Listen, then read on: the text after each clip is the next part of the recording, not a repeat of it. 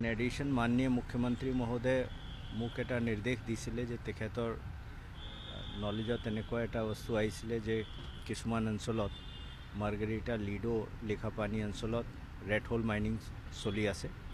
সেইটো আমি যোৱাকালি IG আৰু SP লগত ভিজিট কৰিছোঁ আৰু যিখিনি stake holders mining department, district administration, police administration, forest department, Coal India Limited তেওঁলোকক নিৰ্দেশ দিয়া হৈছে যে 7 দিনৰ ভিতৰত যিখিনি অঞ্চলত ৰেড হোল মাইনিং চলি আছে এইটো কমপ্লিটলি বন্ধ হ'ব লাগে। যোৱাকালিৰ পৰাই কামটো ষ্টাৰ্ট কৰা হৈছে। অলৰেডি নৰ্থ ইষ্ট কোল ফিল্ডৰ লিজ এৰিয়াৰ ভিতৰত চলি থকা তেনেকুৱা দুটা মাইন আইডেণ্টিফাই কৰি যোৱাকালি বন্ধ কৰা হৈছে। ঠিক তেনেকৈ আজি মৰ্ণিং উমৰাংচুত প্ৰায় গোটেই অঞ্চলটো ছাৰ্ভে কৰা হৈছে। তাত অৱশ্যে চলি থকা মাইন পোৱা নাই, কিন্তু যিখিনি মাইন তাত abandoned অৱস্থাত পৰি আছে, পৰিত্যক্ত অৱস্থাত পৰি আছে, তেওঁলোকক সিল কৰিবলৈ নিৰ্দেশ দিয়া হৈছে।